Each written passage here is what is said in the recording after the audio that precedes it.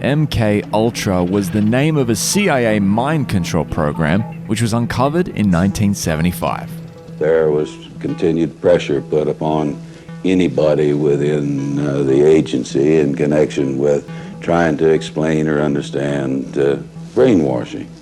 For over 2 decades, they conducted illegal experiments on unwitting human subjects, primarily from the US and Canada. It involved behavior modification under the influence of LSD and other hallucinogenics.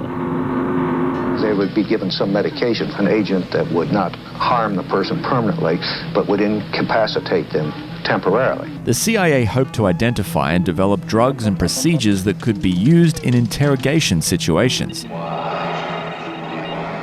The experiments would often be in conjunction with torture techniques to break down the mind. Torture included electroshock, sensory deprivation, verbal and sexual abuse, which left many victims permanently traumatized and mentally disabled. I lived through it, I lived through it, I lived through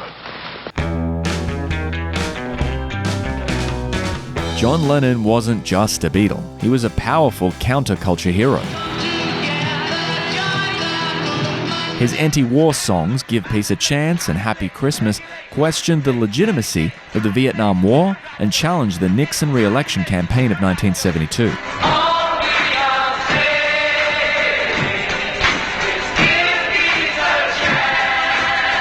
It was only after his murder in 1980 was it revealed that the FBI spied on Lennon for an entire year. When it first started, I was followed in the car, and my phone was tapped, and I think they wanted me to know to scare me, and I was scared, paranoid.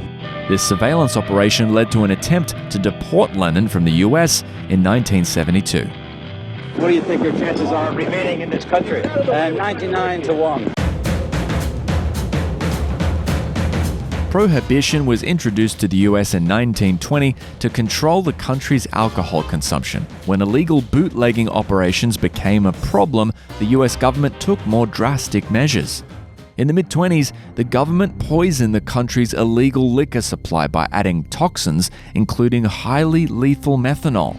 So what the government then looked at was, can we do something to this alcohol that makes it much riskier to drink, and use that essentially as a chemical enforcement of prohibition.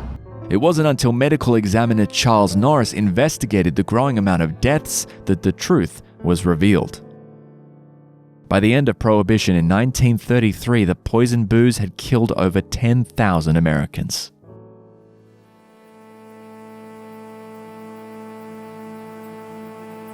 In the 1950s and 60s in Canada, there was a campaign to eliminate homosexuality from the civil service. What Jimmy didn't know was that Ralph was sick, a sickness of the mind. You see, Ralph was a homosexual. Inventor Frank Robert Wake became pivotal to this when he developed the fruit machine. It aimed to weed out homosexuals by measuring the pupillary responses to visual stimuli. It was assumed that heterosexuals and homosexuals would react differently. How many gay people do you know? Why are you concerned about how many people? I'm dedicated, I work hard at my job. The fruit machine had innumerable variables that made it hardly scientifically accurate. Despite this, more than 400 people were expelled using this experiment, and 9,000 more were kept on a file of suspects. I was an excellent soldier. I became homeless. I couldn't come back to Ontario. And then I found out the only way that my family will accept me is if I marry my old girlfriend. And we had a family. I was okay, but I'm gay.